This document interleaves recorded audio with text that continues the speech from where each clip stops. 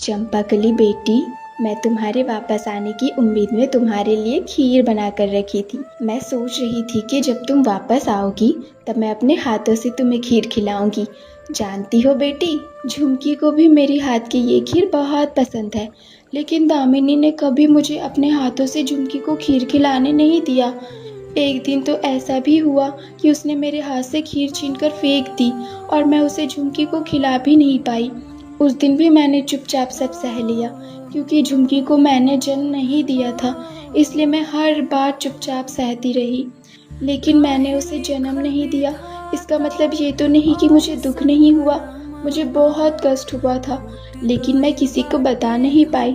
लेकिन आज मुझे कोई नहीं रोकेगा। आज मैं अपनी बेटी चंपाकली को अपने हाथों से खीर खिलाऊंगी।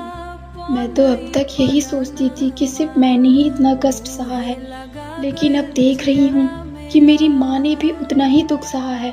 कभी उन्हें लोगों की बातें सहनी पड़ी, कभी उनका अपमान हुआ और कभी कभी तो उन्हें पागल तक कह दिया गया। लेकिन आज मुझे पाकर माँ कितनी खुश है। माँ को इतना खुश देखकर मेरे दिल को बहुत सुकून मिल रहा है। क्या ये खुशी हमारी किस्मत में हमेशा बनी रहेगी?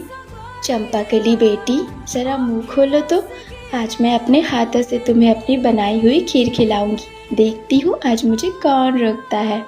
अपनी माँ की करतूत की वजह से आजकल किसी के सामने मुंह दिखाने में भी शर्म आती है। अरे, इसने फिर सबके सामने पुरानी बातें शुरू कर दी। क्यों दीदी, अपनी बेटी को लाने के बाद तुम्हारा घमंड तो बहुत बढ़ गया है। इतने साल पहले क्या हुआ था, उसे सबके सामने बताकर क्या साबित करना चाहती हो? क्या अपनी बेटी को ये बताना चाहती हो कि मैं बहुत बुरी हूँ? मैं सब समझती हूँ, ये कहना चाहती हो ना? मुझे सब समझ में आ रहा है। अगर तुम सब समझती हो तो कुछ करने से पहले सोच भी लिया करो, और तुम जो मन में आएगा वही करोगी। और जब कोई तुम्हारी करतूत बताए तो तुम्हें बुरा लगता है। तुम्हारी इन घटिया हरकतों की वजह से आजकल सबके सामने मुंह दिखाने में भी शर्म आती है मुझे। मैं यहाँ से जा रही हूँ। अरे सुनो झुमकी बेटी, रुको, मेरी बात तो सुनो। तुम तो यही चाहती थी ना दीदी? क्या मेरी बेटी के सामने मेरा अपमान किए बिना तुम्हें चैन नहीं मिलता? ठीक है, मैं भी देखती हूँ तुम्हारी ये खुशी कितने दिन तक टिकती है। बेटी को पाकर खुद को बहुत बड़ा समझने लगी हो ना?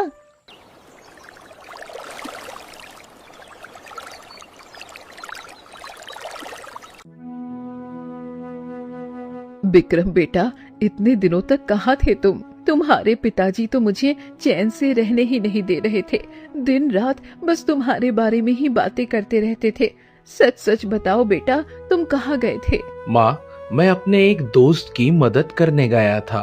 वो बहुत मुसीबत में था, इसलिए मैं उसके पास गया था। लेकिन तुम्हारे पिताजी कह रहे थे किसी ने तुम्हें दूसरे गांव की एक बिचौलिए के साथ किसी के घर जाते हुए देखा था।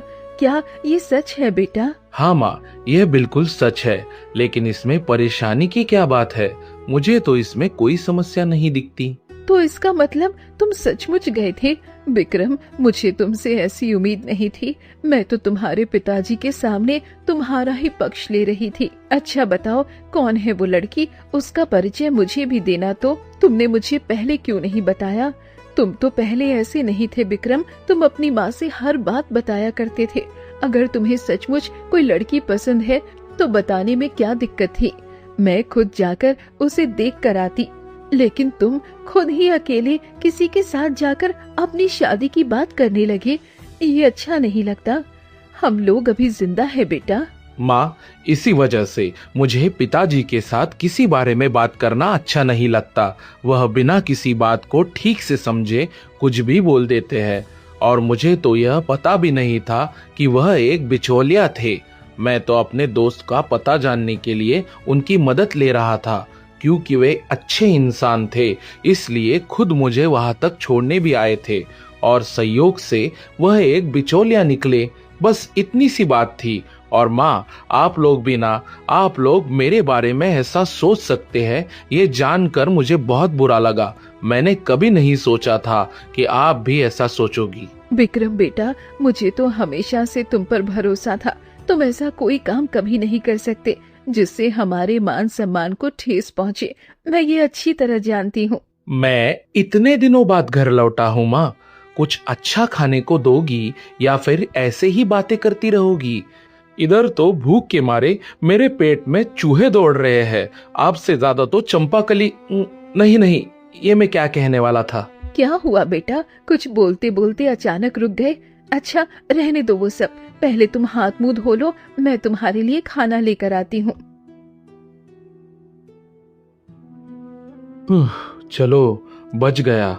अच्छा हुआ माँ चंपाकली वाली बात नहीं समझ पाई। अच्छा, चंपाकली इस समय क्या कर रही होगी? क्या चंपाकली को भी मेरी याद